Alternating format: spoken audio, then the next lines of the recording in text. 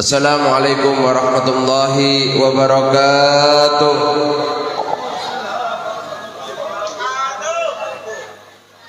Alhamdulillahi rabbil alamin. Akramana wa iyyakum bi ni'matil azimah id ja'alana Allah wa iyyakum min ummati khairil mursalin alladzi hadana ila siratal mustaqim. Ashhadu an la ilaha illallah wahdahu la syarika lah, ilahul awwalin wal akhirin wa qayyumus samawati wal ardin. Wa asyhadu anna sayyidina Muhammadan abduhu wa rasuluhu sayyidul anbiya'i wal mursalin wa qaidil ghurril muhajjalin. Allahumma salli wa sallim wa barik wa karim ala sayyidina wa habibina wa qurrati a'yunina Muhammadin wa ala alihi at-tahirin wa ashabihi al-muhtadin wa tabi'ina lahum bi ihsanin ila yaumiddin. Amma ba'd, hadratal muhtaramin, habaibun al-fudhala wa masyunal kurama, para habaib, para alim ulama, para tuan guru, tokoh masyarakat yang hadir bersama kita malam hari ini. Wabil khusus yang kami hormati dan yang kami takdimi akhina khadimul jalsa As-Sayyid Al-Habib Qasim bin Aqil Al-Kaf. Bersama kita juga hadir Al-Habib Muhammad Baqir bin Aqil, Habib Zain bin Hamzah Al-Habsyi, dan juga habaib-habaib lainnya yang hadir bersama kita, yang kami hormati dan yang kami takdimi Bapak PLT Camat Kecamatan Bengalon. Ada juga hadir bersama kita anggota DPRD Kabupaten Sangat, Kabupaten apa? Sangat ya, Kutai Timur. Dan tak lupa juga yang kita hormati dan kita takdimi tokoh kita, Bapak kita, Bapak Haji Ardiansyah MSI. Semoga Allah Subhanahu wa taala senantiasa menjaga habaib kita, ulama kita, tuan guru kita, dan tokoh-tokoh masyarakat kita. Dan semoga mereka senantiasa bisa mengajak kita untuk semakin cinta kepada Allah dan cinta kepada Nabi kita Muhammad sallallahu alaihi wasallam. Semoga perayaan Maulid malam hari ini menjadikan Bengalon dan sekitarnya, Sangatta sekitarnya, dan juga Kutai Timur sekitarnya menjadi daerah yang diberkahi oleh Allah, daerah yang dicintai oleh Nabi Muhammad sallallahu alaihi wasallam. Amin, Allahumma amin. Merayakan Maulid Nabi adalah suatu kebaikan yang diajarkan oleh para ulama-ulama kita. Mungkin di antara kita pernah bertanya, apakah perayaan Maulid ini pernah dilakukan oleh Rasulullah? Apakah perayaan Maulid seperti ini pernah dilaksanakan oleh para sahabat-sahabat Nabi Muhammad SAW ataupun para ulama-ulama setelahnya? Karena kita saksikan perayaan Maulid ini bukan hanya kali ini terjadi. Bertahun-tahun yang lalu, puluhan tahun yang lalu, ratusan tahun yang lalu, abad-abad yang lalu, Maulid Nabi telah dirayakan oleh seluruh kaum muslimin di seluruh penjuru dunia untuk menunjukkan rasa cinta mereka kepada baginda Nabi Muhammad SAW. Ketika Nabi melaksanakan puasa hari Senin, yang itu menjadi sunnah bagi kita untuk berpuasa setiap hari Senin, para sahabat bertanya kepada Rasulullah, "Ya Rasulullah, lima sumta yaumal Isnin?" Wahai Nabi, kenapa Anda berpuasa pada hari Senin? Kenapa hari Senin yang Anda pilih? Kenapa bukan hari lain? Apa istimewanya? Apa makna dibaliknya? Nabi menjawab pertanyaan sahabat tadi dengan mengatakan, "Zak yaum wulidtu." Hari Senin adalah hari ketika aku dilahirkan. Aku berpuasa kepada Allah sebagai bentuk syukur kepada Allah Subhanahu wa taala. Ini juga bagian daripada merayakan hari kelahiran baginda Nabi Muhammad SAW, dan itu dilaksanakan tiap minggunya oleh Nabi setiap hari Senin. Karena tidak ada perbedaan pendapat para ulama bahwa Nabi dilahirkan pada hari Senin menjelang fajar. Nabi merayakan maulid dengan caranya, itu berpuasa. Akan tetapi Nabi tidak melarang kita untuk merayakannya dengan cara lainnya. Buktinya, setelah Nabi meninggal, para sahabat berkumpul. Di antaranya dikisahkan, tercatat dalam sejarah, di kota Madinah para sahabat berkumpul di rumah Sayyidina Sa'ad. Mereka berkumpul bersama-sama setiap bulan maulid, terutama ketika Nabi dilahirkan. Apa yang mereka lakukan? Apa yang mereka kerjakan? Mereka saling bercerita tentang apa yang mereka ketahui tentang Nabi Muhammad, tentang akhlaknya, tentang sifatnya, tentang hadisnya. Satu sama lain menceritakan apa yang mereka dengar, apa yang mereka lihat, dan apa yang mereka rasakan dari baginda Nabi Muhammad sallallahu alaihi wasallam. Dan untuk acara itu diriwayatkan dalam kitab bahwa Sayyidina Sa'ad menyembelih beberapa ekor kambing merayakan daripada perkumpulan tersebut. Itu caranya sahabat merayakan maulid Nabi Muhammad sallallahu alaihi wasallam, sesuatu yang dulu tidak pernah dilakukan oleh baginda Nabi Muhammad sallallahu alaihi wasallam. Setelah itu juga para ulama kita merayakan dengan cara mereka masing-masing. Sampai pada puncaknya ada seorang raja kecil di daerah Erbil, bagian daripada kalau sekarang negara Irak, bernama Malik Mudaffar Al-Kaukaburi. Beliau seorang yang soleh. Beliau termasuk raja yang cinta dengan ilmu. Dan di pemerintahan beliau waktu itu berkembang mazhab Syafi'i dan mazhab Hanafi, sehingga beliau menggerakkan dan memfasilitasi tokoh-tokoh agama untuk menyebarkan syariat Nabi Muhammad SAW, sehingga diceritakan di masa pemerintahan beliau berkembang ribat-ribat pondok pesantren dalam mazhab Syafi'i dan mazhab Hanafi waktu itu. Beliau juga termasuk ulama yang cinta kepada Nabi Muhammad dan senang merayakan hari kelahiran Nabi Muhammad. Pada puncaknya, setiap bulan maulid di kampungnya di Erbil beliau adakan festival untuk merayakan maulid Nabi Muhammad SAW. Dalam sejarah tercatat beliau anggarkan anggaran yang besar untuk merayakan maulid Nabi. Ada sekitar 3.000 ekor kambing disembelih. Begitu juga hewan ayam lainnya. Ada 5.000 hamul halwa atau makanan manis dihidangkan. Ada sejarah tercatat juga dalam sebuah kitab bahwa anggaran yang dikeluarkan untuk festival itu setiap tahunnya mencapai 300.000 dinar, uang yang sangat besar di waktu itu. Ini semua kadang kecintaan kepada Nabi Muhammad sallallahu alaihi wasallam. Dan di masa beliau ada seorang ulama, kalau nggak salah namanya Al-Imam At-Tibah.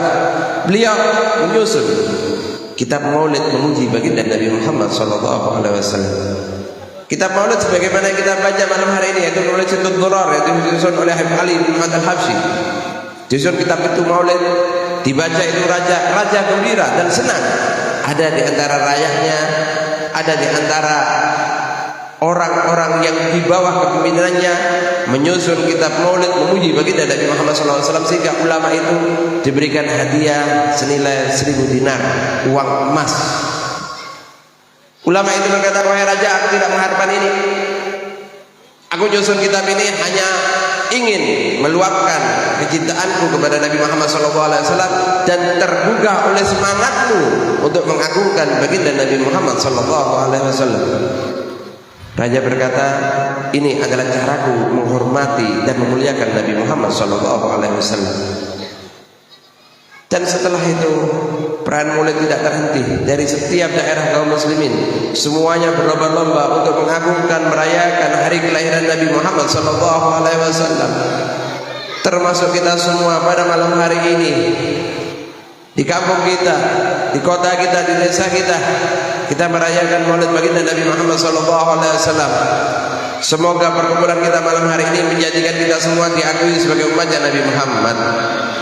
Semoga perkumpulan malam hari ini menjadikan kita kelak mendapatkan syafaatnya baginda Nabi Muhammad, masuk surga ma'asa bikinal awalin bersama rombongan Nabi Muhammad SAW.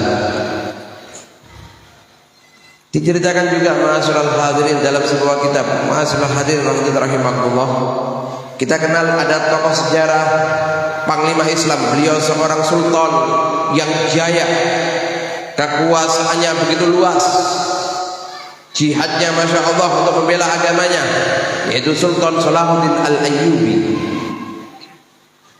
Diceritakan Salahuddin Al-Ayyubi ini juga termasuk sultan penguasa yang cinta kepada Rasulullah sallallahu alaihi wasallam. Beliau dengan kekuasaannya, Raja Salahuddin Al-Ayyubi membuat aturan, atau kalau bahasa sekarang regulasi, bahwa setiap orang yang mampu, yang berada di bawah wilayah kekuasaannya, setiap orang yang mampu, orang kaya, wajib merayakan Maulid baginda Nabi Muhammad sallallahu alaihi wasallam. Kalau tidak merayakan akan dihukum itu oleh raja. Sehingga karena ada religius, ada aturannya, semangat kaum muslimin di desa-desa, di kota-kota waktu itu untuk merayakan Maulid Nabi Muhammad SAW. Mereka buat acara di rumah masing-masing, mengundang tetangga sekitarnya untuk mengagungkan, memuliakan baginda Nabi Muhammad SAW. Diceritakan di kampung itu ada seorang kaya raya, dan beliau juga tergerak hatinya setiap tahun untuk merayakan Maulid Nabi Muhammad SAW. Dia kaya, punya banyak uang, tapi setiap akan merayakan Maulid Nabi, beliau sendiri yang pergi ke pasar untuk belanja kebutuhan untuk acara Maulid, karena yang hadir harus kasih makan ya. Alhamdulillah kita hadir ada makanan, sama-sama bawa kotak itu. Beliau sendiri yang belanja. Pegawai beliau berkata, "Wahai Tuan, jangan Anda yang belanja, biar kami yang belanja." Kata orang ini, padahal dia sudah tua waktu itu, "Ini untuk Nabi, aku tidak mau dilakukan oleh orang lain, aku mau melakukannya sendiri." Dan tiap tahun dia laksanakan Maulid Nabi di rumahnya, mengundang tetangga kanan kirinya. Pada satu saat Allah turunkan musibah pada dirinya, dia menjadi orang yang bangkrut, usahanya jatuh. Jangankan untuk bikin acara, untuk makan hari-hari kesulitan, dan kondisi fisiknya sudah tua waktu itu. Sampai pada puncaknya di Maulid di bulan Rabiul Awal, istrinya melihat suaminya dalam keadaan tertegun, seperti sumpek, kayak banyak masalah, dan kadang-kadang terdengar tangisan lirih daripada suaminya tersebut. Istrinya kebetulan perempuan soleha bertanya, "Wahai suamiku, apa yang kau khawatirkan? Apa yang kau pikirkan? Kalau soal keadaan kita yang sudah jatuh bangkrut, aku gak masalah, aku gak nuntut lebih kepada engkau, aku akan sabar. Apa yang kau pikirkan, wahai suamiku?" Suaminya berkata, "Bukan soal itu, wahai istriku, yang aku pikirkan. Tapi aku pada tahun ini kita semua tidak bisa merayakan Maulid Nabi. Tiap tahun kita merayakan, bukan karena malu kepada masyarakat, tapi ini kebiasaan yang sudah menjadi rutinitas kita untuk memuliakan, mengagungkan Maulid baginda Nabi Muhammad SAW. Tahun ini kita tidak dapat melaksanakannya. Bagaimana nanti kita di hadapan baginda Nabi Muhammad SAW?" Kata istrinya, "Oh iya, patut sumpah kita sudah," kata istrinya. Akhirnya istrinya usul, "Bagaimana kalau aku yang kerja dah? Aku masih bisa nyuci baju, aku masih bisa bersihkan rumah. Aku kerja ya, izinkan ya suamiku." Karena seorang istri tidak boleh bekerja kecuali dengan izin suami. Jangan kerja. Seorang istri tidak boleh keluar rumah tanpa izin suami. Ada hadis mengatakan Allah melaknat, para malaikat melaknat seorang perempuan yang keluar rumah tanpa izin suaminya. Insya Allah perempuan yang di sini soleha semua, insya Allah. Sampai-sampai Nabi mengatakan, "Lau jasa ahadan ayasjuda li ahadin, lamartu zaujah ayasjuda li zaujiha." Kalau memang ada makhluk dibolehkan untuk sujud kepada makhluk lain, maka aku perintahkan istri untuk sujud kepada suaminya, karena ada hak-hak suami yang wajib diperhatikan di situ. Istrinya mohon izin kepada suaminya, "Izinkan aku untuk bekerja, wahai suamiku. Uangnya bisa kita gunakan untuk merayakan Maulid." Kata suaminya, yang ketiga itu sama-sama tua. "Jangan engkau, kita sudah tua, kau juga sudah tua. Biasanya orang tua itu sudah asam uratan, kolesterol, insya Allah sehat semua, gak ada sakit insya Allah. Berkat maulid Nabi sehat semua jasmani rohani insyaallah. Amin. Ya enggak amin bisa sakit kah? Insyaallah sehat semua, amin. Kata suaminya, kalau kau jangan wahai istriku. Tapi kalau anak-anak enggak masalah. Omongan mereka didengar oleh anak mereka yang paling tua. Anak itu berkata, wahai abah izinkan aku kerja. Tolong carikan aku kerja. Uangnya kau gunakan untuk merayakan maulid Nabi Muhammad SAW. Akhirnya karena ada kemauan dari anaknya, anak itu dibawa oleh ayahnya kepada kawannya yang masih kaya raya waktu itu. Menceritakan keadaannya kepada kawannya, saya berkata, kerjakan anakku ini, suruh kerja di tempatmu 1 tahun. Tapi aku minta bayaran 1 tahun dibayar di muka 10 dinar. Bayar di muka, habis itu jangan dibayar gak apa-apa. Untuk apa? Aku mau merayakan maulid Nabi Muhammad SAW, kata kawannya, kata orang tua tadi. Akhirnya dikasih uang 10 dinar dan anaknya tinggal di rumah kawannya tadi untuk bekerja selama setahun sesuai perjanjian. Setelah itu dia pulang ke rumahnya. Setelah sampai rumah dia pergi ke pasar untuk belanja makanan untuk merayakan maulid Nabi Muhammad SAW. Begitu sampai rumah diserahkan kepada istrinya, minta istrinya untuk masak masakan yang enak. Setelah masakan matang terhidang di rumahnya, mulailah dia pergi ke rumah tetangga-tetangganya, mengundang mereka, mengajak mereka untuk merayakan maulid Nabi di rumahnya. Tapi memang ya sunatullah, manusia kebanyakan itu milih. Kita cari undangan di rumah orang yang sugih. Kenapa? Makanannya enak, ada gulai, ada sate. Ini orang bangkrut, mungkin cuma dimasakan tempe. Gambarannya sekarang di Arab gak ada tempe, sehingga undangkan kanan kiri gak ada yang mau datang. Tidak ada tanda yang datang. Macam-macam alasannya. Ada yang alasan sakit gigi, ada yang alasan sakit kepala, ada yang alasan keluar kota bekerja, macam-macam alasan mereka. Tidak putus asa orang tua ini. Dia sampai pindah ke desa sebelah, kampung sebelah, undang masyarakat yang ada di kampung-kampung sebelah. Tapi tetap tidak ada yang mau memenuhi undangannya. Bingung dia, sumpek dia. Makanan sudah siap. Aku ingin merayakan maulid Nabi. Kenapa tidak ada yang mau datang ke rumahku? Dalam perjalanan pulang, dia berjumpa dengan rombongan orang-orang yang nampak soleh. Mereka pakai surban putih dan satu orang pakai surban berwarna hijau. Orang tua ini memberanikan diri kepada rombongan tersebut karena dilihat rombongan itu berjalan sambil baca sholawat pada Nabi Muhammad SAW. Dan ketika itu kalau bulan maulid, orang jalan-jalan baca sholawat itu lumrah, biasa, gak aneh. Kalau kita memang gak terbiasa ya di Bengalon. Kalau kita kerjakan di jalan-jalan baca sholawat, insya Allah ada kerekam nanti. Jadi viral kita. Kalau di sana biasa seperti itu, rombongan baca sholawat bulan maulid. Akhirnya orang tua ini memberanikan, wahai orang-orang baik, mau tidak kalian datang ke rumahku? Makanan sudah dihidangkan, tinggal siap untuk merayakan maulid bagi Muhammad SAW di rumahku.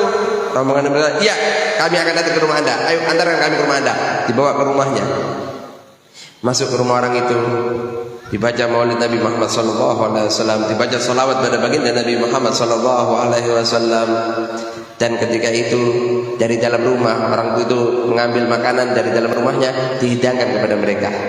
Begitu makanan dihidangkan, ditepuk-tepuk sama yang mimpin pakai sorban hijau waktu itu, barokah, barokah, barokah. Setiap wadah makanan itu yang tertutup dengan tutup saji waktu itu ditepuk-tepuk dengan berkata barokah, barokah, barokah, barokah. Setelah itu mereka berkata, wahai bapak, terima kasih ya, terima kasih atas penyambutannya, insya Allah kabul, diterima, kita minta izin. Langsung pergi mereka. Orang tua ini dari dalam, dari pintu dalam, kaget, loh, kok pergi? Kok udah dimakan? Siapa mau makan ini makanan? Akhirnya mau dikejar ini rombongan tadi. Keluar orang tua itu, tidak ketemu. Semuanya sudah nggak ada, tidak kelihatan batang hidungnya. Hanya satu ada tertinggal. Tanya, mana kawan-kawan kalian? Kenapa ada dimakan makananku? Ini tercatat dalam sebuah kitab. Orang itu berkata, kami adalah rombongan malaikat Allah yang diperintahkan oleh Allah untuk merayakan maulid di tempat anda. Dan anda tahu siapa yang pakai sorban hijau? Itu adalah baginda Nabi Muhammad SAW. Udah pulang pak, barokah untuk anda. Tertukun orang itu antara percaya dan tidak dengan keadaan itu. Akhirnya dia masuk, cerita kepada istrinya, bingung dia. Lama berjalan dengan istrinya, dibuka itu makan, dilihat makanan itu semua berubah menjadi emas-emas, dinar, menjadi harta-harta yang berharga. Kaget dan yakin bahwa yang datang adalah manusia yang termulia baginda Nabi Muhammad SAW, sehingga dipetik beberapa emas itu diambil untuk membebaskan anaknya. Kebetulan kisah tentang orang ini tersiar di tetangganya, semua orang tahu, termasuk kawannya kayak tadi yang mempekerjakan anaknya. Akhirnya orang kaya tadi berkata, anakmu aku bebaskan dari tugasnya, engkau tidak perlu bayar lagi, membalikkan kepada uangnya. Malah tercatat Salahuddin Al-Ayyubi, beliau sempat pergi dari kotanya datang ke tempat itu karena katakan tempat itu pernah dimasuki oleh baginda Nabi Muhammad SAW, dan beliau memerintahkan beberapa pasukannya untuk menjaga tempat itu karena banyaknya emas di dalamnya. Ini kisah yang terjadi karena kesungguhan untuk merayakan Maulid baginda Nabi Muhammad SAW. Kita datang malam hari ini untuk mengagungkan Nabi Muhammad. Di hadapan kita banyak kotakan makan, insya Allah ya tidak jadi emas juga. Tapi makanan yang Anda makan nanti itu menjadi keberkahan bagi Anda dan keluarga Anda, insya Allah. Karena tidaklah makanan dibacakan salawat Nabi Muhammad SAW kecuali makanan itu menjadi keberkahan bagi yang memakannya, insya Allah. Amin, Allahumma amin. Inilah esensi daripada perayaan Maulid Nabi Muhammad SAW. Dan sering-seringlah untuk menghadiri Maulid Nabi Muhammad SAW dimanapun berada. Semenjak itu acara Maulid yang penting tujuannya untuk mengagungkan baginda Nabi Muhammad SAW, mengagungkan sesuatu yang diagungkan oleh Allah Subhanahu wa taala. Allah Subhanahu wa taala berfirman di dalam Al-Qur'an, "Qul bi fadlillahi wa bi rahmatihi fabidzalika falyafrahu." Katakan Muhammad kepada siapa? Kepada umatmu, kita semua. Bi fadlillah, dengan keutamaan Allah, wa bi rahmatihi, dan rahmatnya Allah, fa bidzalika, dengan keduanya, falyafrahu, maka bergembiralah. Ada 8 tafsir ulama untuk menjelaskan kalimat fadlullah dan rahmatullah ini. Ada di antara tafsir ulama sebagaimana disampaikan oleh Abdullah bin Abbas radhiyallahu anhu warḍah, bahwa fadlullah yang dimaksud dalam ayat ini adalah Al-Qur'an. Kita harus bergembira dengan Al-Quran, kita harus senang dengan Al-Quran, karena itu firman Allah Subhanahu wa ta'ala yang membacanya.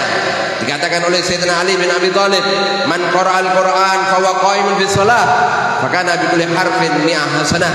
Orang yang baca Quran dalam posisi berdiri ketika salat, setiap huruf yang dia baca dibalas oleh Allah 100 kali lipat pahala. Wa man qara'ahu wa jalisun fi shalah, maka nabi kulli harfin khamsina hasanah.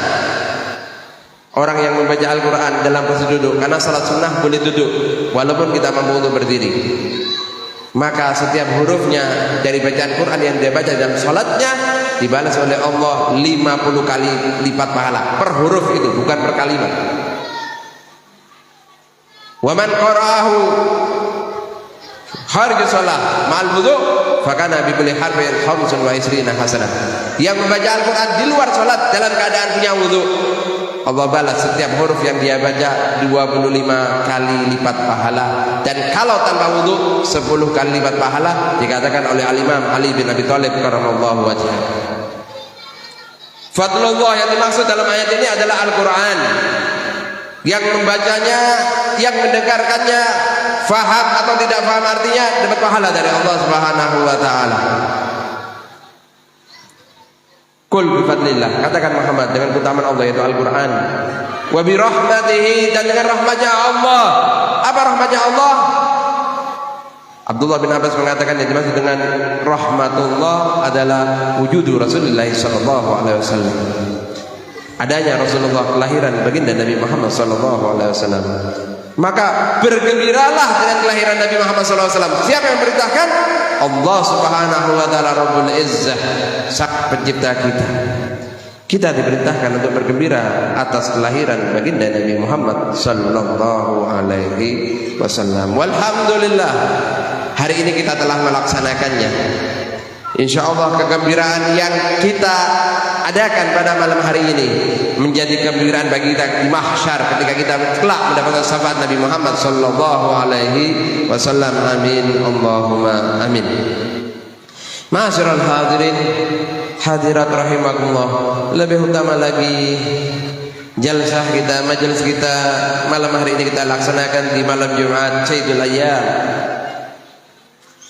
Sayyidul Ayyam yaumul Jum'ah, paling afdalnya hari Jumat, tentunya juga paling afdalnya malam adalah malam Jumat. Imam Malik rahimahullah sampai berkata dan beliau berpendapat malam Jumat itu lebih afdal daripada malam Arafah dan lebih afdal daripada Lailatul Qadar di bulan Ramadan. Ini pendapat beliau. Kita tahu Lailatul Qadar di bulan Ramadan khairun min alfi syahr, lebih afdal daripada 1000 bulan. Imam Malik berkata malam Jumat lebih afdal dari Lailatul Qadar. Ini malam yang mulia, malam mujabud da'wah. Inna fi yaumil jum'ah aw lailatiha la sa'atun tustajabu fiha da'wah. Sesungguhnya pada hari Jumat atau malam Jumat ada saat doa kita pasti dikabulkan oleh Allah Subhanahu wa taala. Semoga terbangan kepala ini doa kita dikabulkan oleh Allah Subhanahu wa taala. Amin.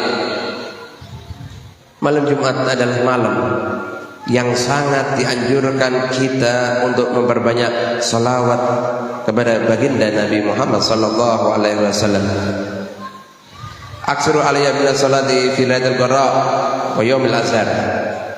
Kata Rasulullah sallallahu alaihi wasallam, sabda Nabi Muhammad SAW, perbanyaklah salat kepada diriku pada malam al-gharah, yaitu malam Jumat dan juga hari Jumatnya, kata baginda Nabi Muhammad sallallahu alaihi wasallam. Ada sebuah hadis marfu diriwayatkan dari Nabi Muhammad sallallahu alaihi wasallam, man shalla alayya lailatal jum'ah qadallahu mi'a hasanah salasina min hawaidid dunya wa sab'ina min hawaidil akhirah. Nabi Muhammad sallallahu alaihi wasallam beliau bersabda, barang siapa yang berselawat pada diriku pada malam Jumat, hari ini malam Jumat. Tadi kita bersolat pada Nabi Muhammad. Yang baca bersolat pada Nabi Muhammad, tidak baca tapi mendengarkan juga salawat baginda Nabi Muhammad. Asami kal qari, yang dengarkan pahalanya sama dengan yang membaca.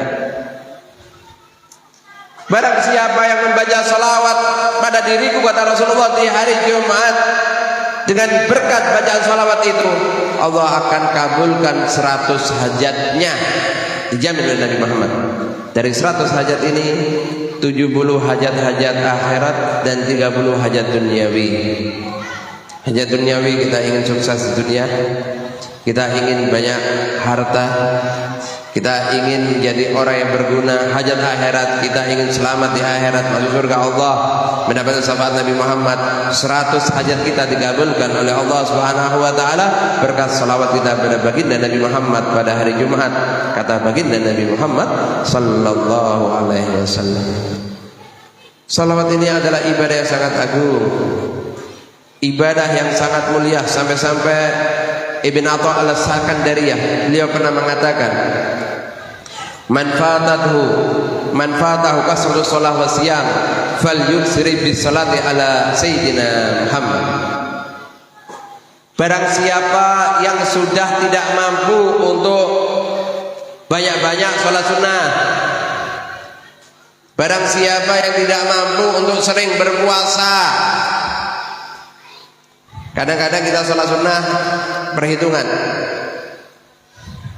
kadang-kadang kerjakan sholat sunnah karena terpaksa, diundang tahlil sama tetangga, nggak biasa ba'datul maghrib, lihat orang ba'datul maghrib jadi sibuk sholat. Kenapa?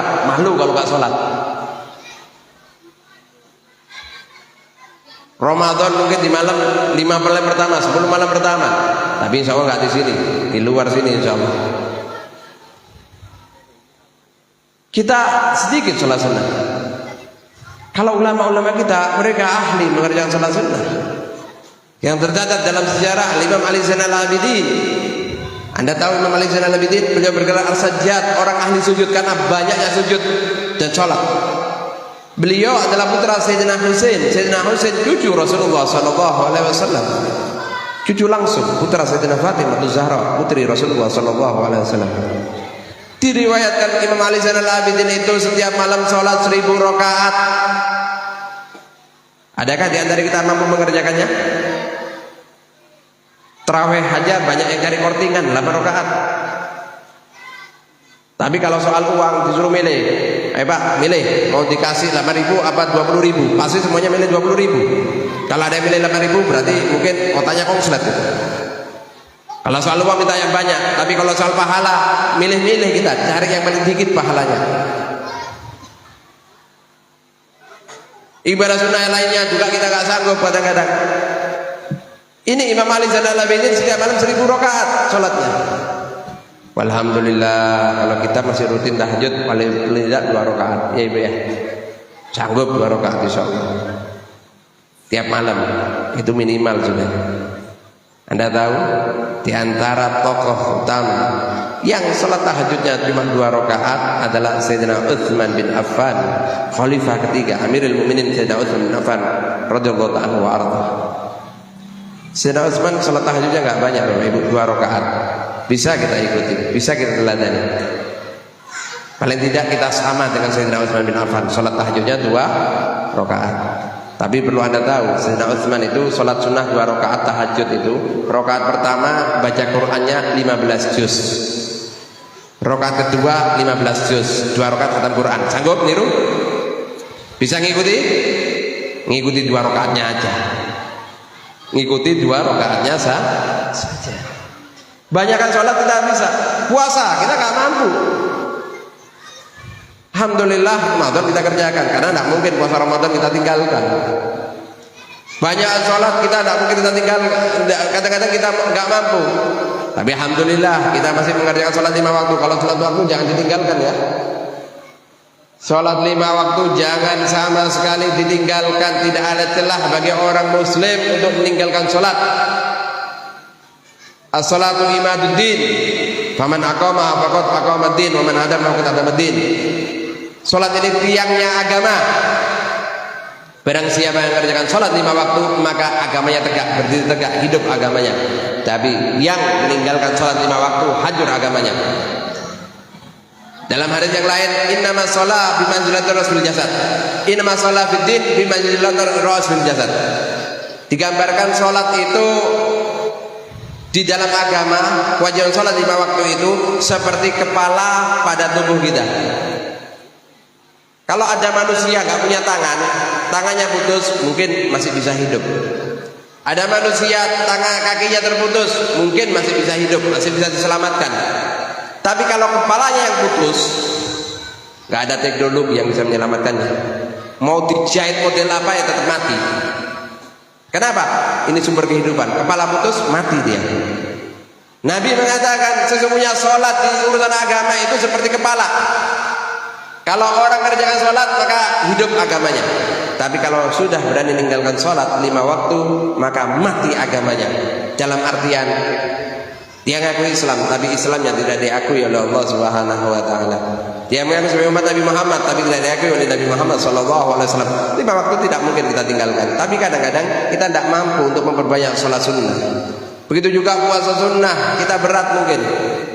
Al-Imam Ibn Atha'asa Kandiriyah mengatakan, barang siapa yang tidak mampu untuk memperbanyak sholat sunnah, memperbanyak puasa sunnah, fal yuksir bis sholati ala Sayyidina Muhammad. Maka jangan sampai tidak memperbanyak salawat pada baginda Nabi Muhammad SAW. Malah beliau mengatakan, karena salawat yang dibaca oleh seseorang walaupun sekali, kadang-kadang di sisi Allah keutamaannya mengungguli daripada ibadah yang dia lakukan seumur hidupnya, karena di dalamnya menyebut Nabi Muhammad SAW. Karena salawat itu adalah ibadah yang Allah ajarkan kepada kita dan Allah praktekkan sebelum Allah perintahkan kita. Innallaha wa malaikatahu yusholluna 'alan nabi ya ayyuhalladzina amanu shallu 'alaihi wa sallimu taslima. Wahai orang-orang beriman, sesungguhnya Allah, innallaha, sesungguhnya Allah, wa malaikatahu, dan para malaikatnya senantiasa berselawat pada Nabi Muhammad. Wahai orang-orang beriman, berselawat kepada Nabi Muhammad sallallahu alaihi wasallam. Ibadah salawat ibadah yang dilaksanakan oleh Allah Subhanahu wa taala sebelum Allah perintahkan kita. Dalam hadis yang lain Nabi juga mengatakan, dalam hadis, man shalla alayya salatan wahidah sallallahu biha asra. Satu kali kita baca salawat, Allahumma shalli ala sayyidina Muhammad wa ala ali sayyidina Muhammad, dibalas 10 kali oleh Allah Subhanahu wa taala dalam bentuk dosa kita diampuni, derajat kita diangkat, hajat kita dikabulkan, hati kita dibersihkan, dan karunia lain dari Allah Subhanahu wa taala. Dan ini fadilah tidak diberikan di dalam ibadah salat kita, puasa kita, zakat kita oleh Allah Subhanahu wa taala. Ibn Atta al-Iskandari mengatakan kadang-kadang salawat yang kita baca lebih mengungguli daripada ibadah-ibadah lainnya. Oleh karena itu, yang enggak mampu banyak salat, yang enggak mampu banyak mengerjakan puasa, jangan lupa banyak-banyak membaca salawat kepada baginda Nabi Muhammad sallallahu alaihi wasallam. Enggak usah dihitung sudah. Nganggur baca salawat, barokah insyaallah. Naik motor baca salawat, selamat insyaallah. Daripada nyanyi-nyanyi gak selamat nanti dianggap orang gila nyanyi di pinggir jalan. Baca salawat insya Allah gak orang gila, maka akan keluar cahaya dari dirinya berkat salawat pada baginda Nabi Muhammad sallallahu alaihi wasallam. Dan salat ini sangat mujarab sekali Bapak Ibu rahimakumullah. Dengan berkat salawat insya Allah, dengan berkat Nabi Muhammad insya Allah kita semua diampuni oleh Allah Subhanahu wa taala. Allah ampuni segala dosa kita berkat baginda Nabi Muhammad sallallahu alaihi wasallam. Diceritakan dalam sebuah kitab, ada seorang ibu, beliau memiliki putra, satu-satunya putra yang beliau miliki waktu itu. Tidak diceritakan di kitab itu bagaimana keadaan suaminya, mungkin sudah meninggal. Karena tidak ada suami ibu tersebut, dia harus bekerja untuk menghidupi dirinya dan putranya. Sehingga terjadi putranya kurang terdidik, sudah tidak ada suami, ibunya sibuk bekerja. Yang terjadi putra itu sering kumpul dengan anak-anak yang gak baik, anak-anak yang memuaskan hawa nafsunya, yang suka mabuk, main judi, berbuat banyak maksiat kepada Allah Subhanahu wa taala. Hati-hati. Nabi mengatakan almaru ala dini khalilih, seseorang itu tergantung kawannya. Para ulama berkata berdasarkan hadis ini, kalau kita ingin melihat karakter seseorang, lihat dengan siapa dia bergaul. Kalau dia biasa hadir dengan ahli ilmu, dia hadir di majelis ilmu, dia biasa kumpul dengan orang biasa baca salat Nabi, insya Allah baik. Kalau kumpulannya orang-orang nggak baik, udah kita tahu pasti tidak baik dia. Kenapa? At-tabak syarik, tabiatnya ini mencuri. Kadang-kadang anak kita gak ngerokok, kumpul dengan orang rokok jadi ikut rokok. Kadang-kadang anak kita gak ngelakukan ini, gak main, gak miras, gak narkoba, diajari sama kawannya jadi ikut. Kenapa? Tabiatnya mencuri, tabiat ngambil daripada kawannya tersebut. Oleh karena itu perhatikan dengan siapa anak-anak kita bergaul. Jangan dibebaskan. Kalau berumah, maghrib sudah harus di rumah. Ngapain juga keluyuran pinggir jalan? Kalau orang dulu nggak izinkan anaknya keluar rumah, sebelum maghrib harus di rumah, sholat berjamaah maghrib, setelah itu baca rotib, baca yasin, waqiah sampai isya. Itu orang-orang tua dahulu. Apalagi anak-anak gadis, dijaga ibu, bapak ibu, itu amanah dari Allah Subhanahu wa taala. Keluar malam kita tidak tahu apa yang mereka lakukan. Yang siang hari aja kita nggak tahu, apalagi di malam hari. Waliyadzubillah min dzalik. Semoga Allah Subhanahu wa taala selamatkan anak-anak kita semua insyaallah. Anda lihat ini pengarang Maulid Habsyi ini, Habib Ali. Beliau itu lahirnya di Qasam, di Hadramut, dan dimakamkan di Sibun. Asli Hadramut, lahir di Hadramut, dan meninggalnya di Hadramut. Semenjak berusia 2 tahun ditinggal sama abahnya untuk pergi ke Mekah, ke Haramain Asy-Syarifain, karena ayahnya haus akan ilmu, ingin belajar kepada ulama-ulama di tanah haram waktu itu, walaupun sudah menikah. Pada puncaknya ayah Habib Ali ini karena keilmuannya, karena kesolehannya didapuk oleh para ulama untuk menjadi mufti Syafi'iyah di kota Mekah, sehingga beliau tidak ada kesempatan untuk kembali ke Hadramut. Habib Ali dididik oleh ibundanya, diajari oleh ibundanya. Habib Ali itu mulai kecil kalau melihat orang soleh buru-buru pulang ke ibundanya, mengatakan, Bu, angkat tanganmu, Bu, doakan, Bu, Ali Habsyi seperti fulan bin fulan, orang soleh itu. Ali Habsyi seperti ini, fulan. Kenapa? Sama ibunya dikenalkan orang-orang soleh. Makanya orang-orang, para ulama itu kadang-kadang di rumah masang fotonya orang-orang soleh, para ulama, biar anak kita mulai kecil melihat, oh siapa ini, Pak? Ini siapa, Pak? Ini siapa, Pak? sehingga akan tergerak hatinya cinta kepada orang soleh tersebut. Karena bapaknya fans bola, dipasang fotonya pemain bola, dipasang fotonya artis. Remaja nanti anak kita yang jadi artis nantinya. Pasang foto-foto yang baik agar tergerak hatinya untuk mencintai mereka. Ya, Habib Ali waktu itu usia 10 tahun sama abahnya diminta untuk ke Mekah, untuk bertemu dengan ayahnya dan bertemu dengan kerabatnya yang ada di Mekah, dan juga belajar kepada ulama-ulama Mekah. Tidak lama, Habib Ali cuma 2 tahun di kota Mekah. Di usia 17 tahun ya. Di usia 17 tahun beliau ke Mekah. Anda tahu anak 17 tahun itu sudah dewasa kan? Tapi ayahnya itu setiap Habib Ali mau ke Masjidil Haram, Anda tahu Masjid di kota Mekah, Masjidil Haram, masjid yang mulia, yang kalau kita sholat di dalamnya pahalanya seperti 100.000 rakaat setiap rakaat. Itu Habib Ali dituntun sama abahnya, nggak boleh jalan sendiri. Sholat di samping abahnya, pulang dituntun, tidak boleh pulang sendiri. Kenapa? Takut nanti melihat yang nggak baik, ketemu dengan orang yang nggak baik. Karena di Mekah tidak semuanya baik, walaupun tempatnya tempat yang baik. Itu orang-orang dahulu jaga. Jangan kita karena anak kita sudah pakai motor dibebaskan dari motor, bahaya. Apalagi belum punya SIM, belum waktunya. Ya, anak-anak sampai sekarang nangis minta motor listrik, tidak belikan. Bahaya, belum waktunya nak. Mau kemana kau? Kawan-kawan punya motor listrik, biarin. Dia mau belikan. Bikin naik motor listrik, tak bawa ke taman, liburan di taman juga. Nyewa kita, tidak apa-apa, nyewa tiap hari nggak apa-apa. Yang penting selamat. Karena kalau sudah tahu seperti itu, nyampe mana-mana nanti kita tidak tahu dengan siapa mereka bergaul.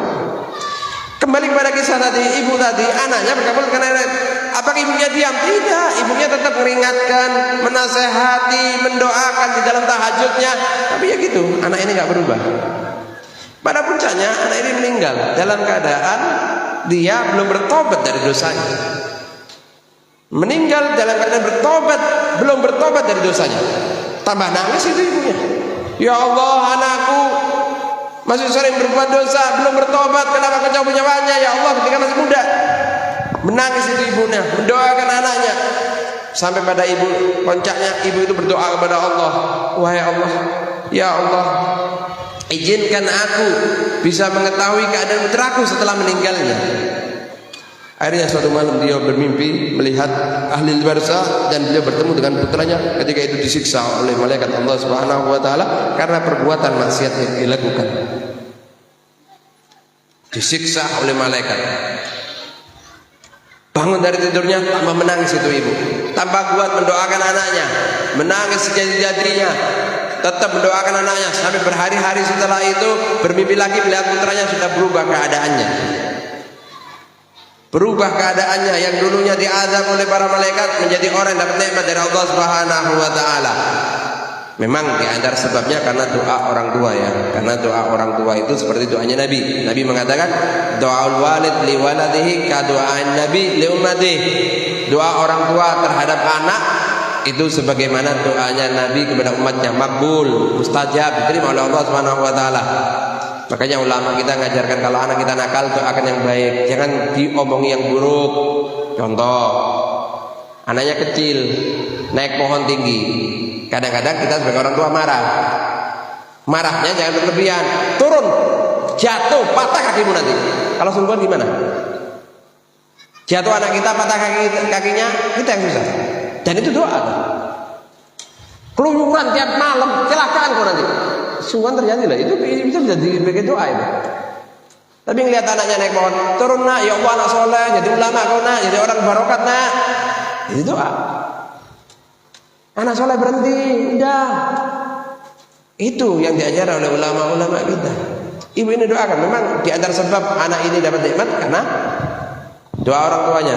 Tapi juga ibu bertanya, wahai anakku, kenapa keadaan berubah? Berbeda dengan apa yang saksikan beberapa hari yang lalu. Kata anaknya, ibu, tadi malam melewati kuburan kami, kawanku, aku ingat dia. Kami biasa mabuk bareng. Kami biasa nakal bareng. Ini kawanku ketika lewati kuburan ini, mungkin habis kumpul sama kawan-kawannya. Ketika lewat kuburan, nengok ke kuburan, lihat kuburanku. Ngelihat kuburanku, langsung dia terjatuh di ujungnya menangis di lidah. Dia bertanya, ya Allah kawanku, Nakal bareng kita, sekarang sudah meninggal. Aku pun bisa seperti itu. Tidak nunggu umur tua meninggal. Apa yang terjadi? Di malam itu kawanku itu bertobat kepada Allah Subhanahu wa taala, menyesal dari taubatnya dan taubatun nasuha dia laksanakan pada malam hari itu. Dan sempat dia di antara taubatnya, tangisannya di depan kuburan itu dia membaca beberapa ayat Al-Qur'an dan juga membaca salawat pada Nabi Muhammad SAW 10 kali. Dengan khusyuk, dengan khudur membaca salawat pada Nabi Muhammad SAW. Dan terakhir dia tambahi 1 salawat. Dari 1 salawat ini dia berkata, ya Allah, dia berdoa, ya Allah, 1 salawat ini aku hadiahkan kepada penghuni kubur yang ada di kuburan ini dan juga pada kawanku itu, ya Allah. Anaknya berkata, ya ibu, karena sebab 1 salawat ini yang dibaca oleh orang yang betul-betul bertobat kepada Allah, tobatnya nasuha dan khusyuk dalam salawatnya, maka kami yang ada di kubur ini diampuni semua dosanya oleh Allah Subhanahu wa taala karena berkat 1 salawat pada baginda Nabi Muhammad SAW. Bagaimana kalau kita senantiasa sering bersalat kepada Nabi Muhammad? Insya Allah dosa kita akan diampuni oleh Allah Subhanahu wa taala. Nabi mengatakan, man asrat alail hajah falyuksir bis salati alaiha. Falyuksir bis salati alaiha fa inna salata alaiha taksibul ghumum wal humum wa tuksirul arzaq wa tudul hawaij. Nabi Muhammad SAW beliau bersabda, barang siapa yang punya kesulitan, ingin doa, ingin dikabulkan, kita semua punya hajat, ingin semua hajat dikabulkan oleh Allah Subhanahu wa taala. Hajat dunia dimudahkan oleh Allah, hajat akhirat kita diampuni oleh Allah Subhanahu wa taala. Semua ingin itu. Ingin hidup enak, mati enak, meninggal di akhirat dalam keadaan enak. Semua pasti ingin seperti itu. Nabi mengatakan, barang siapa yang punya hajat, ingin hajatnya dikabulkan oleh Allah, falyuktsir bis sholati alayya, yang banyak baca salawat pada diriku, bukan sedikit, bukan dihitung kalau perlu, yang banyak kata Rasulullah SAW. Semakin banyak semakin baik. Nabi mengatakan, fa inna salata alayya, karena dengan salawat pada diriku taksibul umum, dengannya Allah hilangkan susahnya kita. Dengan salawat pada diriku kata Rasulullah, dengannya Allah angkat kesulitan hidup kita. Dengan bacaan salawat pada diriku, dengannya Allah Subhanahu wa taala kabulkan hajat kita dan Allah luaskan rezeki kita, ampuni dosa kita, semuanya berkat baginda Nabi Muhammad sallallahu alaihi wasallam. Jangan ragu-ragu, jangan malas-malas untuk baca salawat pada baginda Nabi Muhammad sallallahu alaihi wasallam. Diam-diam baca salawat. Zikir baca salawat, perbanyak baca salawat pada Nabi Muhammad sallallahu alaihi wasallam, terutama di bulan Maulid yang sudah mendekati akhirnya. Akhiri bulan Maulid ini dengan banyak baca salawat pada baginda Nabi Muhammad sallallahu alaihi wasallam. Ada sebuah kisah juga ibu. Ada kisah juga bapak ibu rahimakumullah tentang seseorang. Seseorang ini seorang soleh. Beliau sampai masa tua tidak pernah menikmati hidupnya, maksudnya tidak pernah kaya. Susah terus hidupnya. Cari uang repot, kerja repot. Ekonominya itu selalu di bawah rata-rata. Sehingga yang terjadi apa? Dia banyak hutang sana sini, hutang sana, hutang sini, kadang hutang lagi untuk bayar hutang. Satu kesempatan dia berhutang kepada seorang kaya. Dia janji, insya Allah saya akan bayar hutang kepada anda di waktu sekian dengan waktu yang disepakati. Waktu itu hutangnya senilai uang 500 dinar, bukan uang sedikit itu, uang emas. Ya. Akhirnya ditunggu sampai jatuh tempo. Orang soleh ini tetap berusaha bekerja mencari rezeki untuk bisa bayar hutangnya tersebut.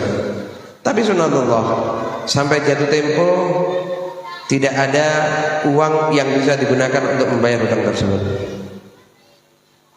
Tidak terkumpul nominal uang yang dapat untuk membayar hutangnya.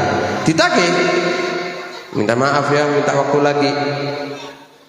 Membayar hutang itu wajib jika sudah jatuh tempo. Tapi menunggu orang yang tidak mau membayar hutang untuk bisa membayarnya, itu juga hukumnya wajib. Dan kalaupun tidak tahan atau memang sangat-sangat butuh, syariat telah mengatur, tinggal lapor ke pengadilan, nanti pengadilan yang mengatur keadaannya. Orang kaya ini juga karena sudah sering ditagih tidak dibayar, lapor ke pengadilan, lapor ke hakim bahwa fulan bin fulan telah berhutang kepada saya senilai 500 dinar, janjinya dibayar sekian, sudah lewat, sudah lama, tidak terbayar sampai sekarang. Orang itu dipanggil oleh pengadilan. Setelah bukti-bukti ada dan memang nyata hutang piutang itu ada, hakim memutuskan. Kebetulan hakim waktu itu adalah orang soleh. Wahai bapak, mohon maaf, keputusan kami, kata hakim, Anda harus ditahan sampai hutang Anda terbayar. Dengan cara apa? Keluarga Anda yang harus berpikir. Anda ditahan. Setelah ini Anda akan dihadarkan di rumah tahanan untuk menjalani masa tahanan Anda. Orang soleh tadi, orang tua tadi berkata pada Ibu Hakim, aku terima keputusan Anda, memang ini keadaanku, tapi izinkan aku untuk pulang terlebih dahulu. Biarkan aku pulang ke rumah seorang istriku, ke rumah anak-anakku, tak siapkan mereka. Mereka nggak tahu keputusannya akan seperti ini, mereka akan kaget. Aku belum beri pesan-pesan kepada mereka. Kata hakim, oh tidak bisa. Kalau itu saya putuskan, saya kasih jeda Anda untuk pulang, khawatirnya merugikan pihak satunya, dan juga takut Anda melarikan diri dari satu keluarga, meninggalkan kampung, meninggalkan kota. Tetap paksa orang itu. Akhirnya hakim mengatakan, kalau memang Anda mau pulang bapak, dan Anda janji besok akan kembali, apa jaminan Anda? Bingung orang ini, apa yang bisa dijaminkan? Akhirnya dengan berani dia mengatakan, jaminanku adalah Rasulullah SAW, dan kalau aku melanggar janjiku, maka saksikan aku bukan termasuk umatnya baginda Nabi Muhammad. Ini janji yang berat, ini janji yang besar. Kebetulan hakimnya orang soleh juga, karena disebut nama Nabi Muhammad, diizinkan pulang. Sehari pak ya, besok harus kembali untuk menjalani hukuman Anda. Iya, pulang ke rumah dia. Disambut oleh istrinya. Tanya istrinya, bagaimana betul panggilan? Diceritakan keputusannya, menangis istrinya. Kemudian istri bertanya, loh, kau kok diizinkan pulang? Kok bisa pulang? Kata suaminya, aku cuma diizinkan sehari wahai istriku, dengan jaminan. Apa jaminanmu? Cerita, jaminanku adalah Nabi Muhammad SAW, dan kalau aku tidak memenuhi jaminan itu, maka aku katakan diriku bukan bagian umatnya Nabi Muhammad SAW. Tamam menangis istrinya. Akhirnya istri berkata, kalau begitu tidak ada yang bisa kita lakukan malam ini kecuali kita dekatkan diri kita kepada Nabi Muhammad. Kita baca salawat kepada Nabi Muhammad. Akhirnya berkumpul suami istri, bersalawat kepada Rasulullah SAW dengan tangisan, dengan penuh khusyuk. Ya memang ya, orang sudah kalau kepepet itu pasti khusyuk sudah. Sudah ada lagi jalan sudah, nangis sejadi-jadinya udah. Ya Rasulullah, Allahumma sholli ala Muhammad, nyebut nama Nabi, memohon kepada Allah. Mantap sudah bacaannya waktu itu, sampai mereka lelah. Dan suaminya tertidur waktu itu, suami istri tertidur dalam mimpinya. Yang laki itu datangi Rasulullah SAW. Rasulullah berkata, wahai bapak, besok pagi kalau engkau bangun, engkau pergi ke desa sebelah, datangi penguasa yang ada di desa sebelah tersebut, sampaikan kepada penguasa tersebut bahwa aku, yaitu Nabi Muhammad SAW, mengucapkan salam kepada penguasa tersebut. Kalau penguasa itu tanya apa buktinya Nabi mengucapkan salam, sampaikan dua hal. Yang pertama, Nabi mengatakan bahwa Anda setiap malam sebelum sholat Anda baca salawat kepada Nabi 100 kali. Itu tanda pertama. Kalau dia minta tanda yang kedua, sampaikan tanda kedua, kemarin Anda baca salawat 100 kali, hitungannya lepas. Mungkin karena terlalu kantuk, terlalu capek ngurusi masyarakat, terkantuk-kantuk dia bacanya itu nggak, hitungannya terlepas sehingga ragu-ragu apakah benar kemarin itu 100 atau tidak, pikiran sampai sekarang katanya. Orang-orang dulu itu kalau ibadah mesti menjaga agar istiqomah, karena ibadah itu afdhalul ibadah madama wa in qallah. Yang bisa istiqomah, yang bisa continue walaupun sedikit. Setiap hari sholat duha 2 rakaat lebih baik daripada ketika kita dengar oh paling afdal sholat duha 8 rakaat. Seminggu kita sholat 8 rakaat, besoknya nggak sholat duha lagi. Fadilah Quran seperti ini. Oh kalau begitu saya dengar ada ulama tiap hari baca satu hatam Quran. Hari ini saya mau hatamkan Quran 1 hari penuh. Ya sehari tak baca Quran. Besok 1 bulan, 2 bulan, 3 bulan libur baca Quran. Afdolnya ibadah itu yang bisa terus continue tanpa henti, istiqomah walaupun sedikit. Afdalul amal madama wa in qalla. Penguasa ini istiqomah dan dia ketika itu sumpah ya kan, hitungan kemarin benar enggak 100? Takutnya kurang 100. Kata Nabi Muhammad SAW kepada bapak itu dalam mimpinya, sampaikan hitungannya sempurna 100 dan katakan sholawatnya telah aku terima. Akhirnya datang dia ke penguasa tersebut. Setelah cerita kepada istrinya, dia berangkat pagi-pagi dari rumahnya, pergi ke desa sebelah, datangi penguasa daerah-daerah tersebut. Ketika ketemu dengan penguasa tersebut, dia berkata, wahai penguasa, Nabi mengucapkan salam kepada anda. Penguasa ini sudah curiga, macam-macam orang ini ya, mau minta bantuan aja bawa nama Nabi. Ya, jadi gampang ya bawa nama Nabi, mengatakan Nabi kirim salam ke anda. Akhirnya penguasa itu bertanya, memang kalau Nabi mengucapkan salam, apa buktinya? Ada surat dari Nabi. Apa buktinya Nabi mengucapkan salam kepada saya? Kata orang tua tadi, Nabi menceritakan kepada aku bahwa anda setiap malam sebelum tidur baca salawat 100 kali. Kaget dia, boleh percaya. Kenapa? Ini baca salawat istiqomahnya yang hanya diketahui oleh keluarga dekatnya, karena dia laksanakan di rumah. Penjaga depan rumahnya nggak tahu, staf-staf pemerintahnya nggak tahu. Dia kerjakan di rumah sebelum tidur. Yang tahu mungkin istri, anak-anaknya saja. Istiqomahnya setiap malam sebelum tidur baca salat 100 kali. Boleh dia percaya? Dari mana orang ini tahu? Tapi orang ini tertarik lagi. Ada lagi kah? Ada lagi Nabi ngomong. Orang tua itu berkata, Nabi cerita kepada aku bahwa anda kemarin hitungan 100 itu anda terlepas, anda ragu hitungannya sempurna atau tidak. Nabi mengatakan hitungannya tepat 100 kali, tidak kurang tidak lebih, dan salawat anda semua diterima oleh baginda Nabi Muhammad SAW. Gembira itu.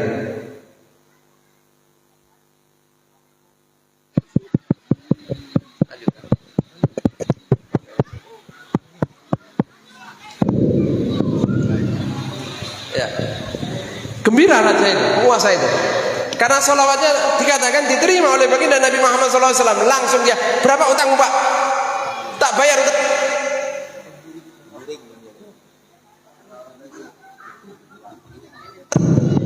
Kata orang tadi, hutang saya 500 dinar. Bayar utang anda ini, tak kasih 500 dinar dan anda tak hadiahi uang 2.500 dinar, dapat 3.000. Akhirnya sudah dapat uang untuk bayar, yang mana kalau sudah dibayar dia nggak harus masuk penjara. Akhirnya dia nggak langsung pulang ke rumah, dia melapor dulu ke hakim yang ada di kampungnya biar eksekusinya tidak dilaksanakan. Ketika masuk ke wilayah rumah hakim, dia lihat hakim sudah berdiri di depan rumahnya. Belum sempat dia ngomong kepada hakim, hakim ngomong kepada dia, Pak, ini tak kasih uang 500 dinar untuk anda bayar utang anda, dan saya tambahin 500 lagi, cepat bayar utang anda. Kaget, loh ada apa ini hakim? Aku mau beritahu anda bahwa aku sudah dapat uang, sudah bisa bayar utang, jangan aku dimasukkan penjara. Kata hakim, tadi malam aku bermimpi Nabi Muhammad SAW. Nabi mengatakan kepada diriku, kalau engkau bantu itu orang tua, aku akan memberikan bantuanku nanti padamu. Aku akan membela dirimu di hari kiamat. Cepat pergi ke orang kaya tadi, kawanmu tadi, bayar utangmu. Dapat 4.000 dinar, bayangkan. Nyampe rumah kawannya udah depan rumah. Sebelum dia sempat berkata, kawannya berkata, orang kaya tadi berkata, hutangmu saya bebaskan dan saya kasih kau hadiah 500 dinar. Kaget, kenapa seperti itu? Kata orang kaya tadi, aku tadi malam bermimpi baginda Nabi Muhammad SAW. Nabi mengatakan kalau aku bantu engkau, Nabi menjamin syafaatnya untuk diriku. Berkat sholawat, awalnya bangkrut jadi kaya raya. Berkat sholawat, hutangnya terbayar karena Nabi Muhammad. Berkat sholawat, hidupnya jadi tenang berkat Nabi Muhammad Sallallahu Alaihi Wasallam. Makanya itu, kita saat dunia itu banyak masalah kadang-kadang. masalah ekonomi, masalah keluarga, masalah masyarakat. Kalau anda sering baca salawat pada Nabi Muhammad, menyebut Nabi Muhammad, menyebut kekasih Allah Nabi Muhammad sallallahu alaihi wasallam, pasti tenang hidup anda. Dengan goncangan hidup itu ringan bagi kita berkat baginda Nabi Muhammad sallallahu alaihi wasallam. Seorang sahabat Sauban di hadapan Nabi terlihat mukanya pucat pasi. Tanya Rasulullah, "Ma ghayyar launak ya Sauban?" Apa yang merubah mukamu wahai Sauban? Kenapa pucat pasi seperti itu? Kata Sauban, "Ya Rasulullah, ini sumpah aku wahai Nabi. Bukan karena sakit, aku karena sumpah sampai pucat seperti ini." "Apa sumpahmu wahai Sauban?" Kata Sauban, "Ya Rasulullah, kalau aku tiap ketemu Anda senang hatiku, gembira hatiku. Tapi kalau aku masuk rumah, sumpah aku Rasulullah ingin cepat-cepat kembali ke masjid." Hari-hari ini Sauban berpikir, "Wahai Rasulullah, kalau di dunia, di Medina, sumpah di rumah, sumpah di pasar, sumpah di toko, cepat-cepat datang ke masjid, ketemu Nabi, hilang sumpahnya. Obatnya ada wahai Nabi, hilangkan sumpah. Tapi nanti kalau di surga, iya kalau Sauban masuk surga, Anda pasti masuk surga. Kalaupun Sauban masuk surga, surga Sauban dia akan sama dengan surga Anda wahai Nabi. Sumpah Sauban wahai Nabi." Akhirnya Rasulullah berkata kepada sahabat tersebut, "Ya Sauban, jangan khawatir. Al-mar'u ma'aman ahab." Seseorang akan dikumpulkan dengan orang yang mereka cintai. Kita cinta sama Nabi Muhammad, insya Allah kita kumpul dengan Nabi Muhammad SAW. Ya, dan juga yang paling menjadikan kita mendapatkan posisi dekat dengan Nabi Muhammad, lebih-lebih di surganya Allah Subhanahu Wa Taala, adalah memperbanyak salat dari Nabi Muhammad. Aqrabukum minni manzilan yaumal qiyamah aksarukum alayya shalah. Yang paling dekat nanti surganya dengan surgaku, berarti ini VIP sudah. Kalau kita upacara Agustus di panggung utama, ini kelas top sudah. Nanti itu ada beberapa manusia di mahsyar dapat fasilitas utama dekat dengan Nabi Muhammad. Surganya pun dekat dengan surganya Nabi Muhammad. Siapa mereka yang dekat dengan Nabi Muhammad? Aqrabukum minni manzilan yaumil qiyamah aksarukum alayhi salah, yang paling banyak berselawat pada baginda Nabi Muhammad sallallahu alaihi wasallam. Semoga selawat yang kita lantunkan diterima oleh Allah Subhanahu wa taala. Semoga selawat yang kita baca menjadikan kita semua dekat dengan Nabi Muhammad sallallahu alaihi wasallam. Kita memohon kepada Allah Subhanahu wa taala, ya Rabbana ya Rabbana ya Rabbana ya Rabbana ya Rabbana. Bijahi Sayyidina Muhammad, dengan haknya Nabi Muhammad, Engkau ampuni dosa kami. Amin. Allah kabulkan segala hajat kami. Amin. Engkau berkahi keluarga kami. Amin. Allah jadikan anak-anak kami anak soleh dan solehah. Amin. Allah berkahi keluarga kami, masyarakat kami insyaallah. Amin. Allah jadikan masyarakat kami masyarakat nabawi madani insyaallah. Amin Allahumma amin. Amin. Ya Allah, bijahi Rasulullah sallallahu alaihi wasallam, kabulkanlah segala hajat kami. Amin. Hajat dunia Engkau mudah urusan dunia kami. Amin. Hajat akhirat Engkau ampuni dosa kami, Engkau masukkan kami ke dalam surga berkumpul dengan Nabi Muhammad sallallahu alaihi wasallam. Semoga tidak berkat dari majelis ini, tidak bangkit dari majelis ini kecuali yang sakit disembuhkan oleh Allah Subhanahu wa taala, yang punya hajat dikabulkan hajatnya oleh Allah Subhanahu wa taala, yang punya hutang hutangnya dijadikan jalan oleh Allah Subhanahu wa taala, yang punya masalah masalahnya selesai berkat Nabi Muhammad sallallahu alaihi wasallam. Semoga cahaya yang nampak pada malam hari ini Allah jadikan cahaya untuk masyarakat Bengalon dan sekitarnya insyaallah. Amin Allahumma amin. Menerangi mereka dalam cinta kepada Nabi Muhammad sallallahu alaihi wasallam. Allahumma ja'al jamana hada jaman marhuma. Allahumma ja'al jamana hada jaman marhuma. Allahumma ja'al jamana hada jaman marhuma. Wa tafarruquna min ba'di tafarruqan ma'suma. Wa la taj'al fina wa la ma'na sagiyan wa la mahruma. Allahumma lamman illa ghafarta wa la hamman illa farajta wa la dayna illa taghaita wa la hajatan min hawaiji dunya ila yasarta ya rabbal alamin bi rahmatika ya arhamar rahimin ya arhamar rahimin ya arhamar rahimin. Wa sallallahu alaihi wasallam Muhammadin wa ala alihi wa sahbihi wasallam. Alhamdulillahi rabbil alamin. Ini yang bisa kami sampaikan, kurang lebihnya kami mohon maaf jika ada kebaikan yang kami sampaikan itu murni dari Allah Subhanahu wa taala, jika ada salah murni kebodohan kami. Hadanallahu wa iyyakum ila thariq. Wassalamualaikum warahmatullahi wabarakatuh.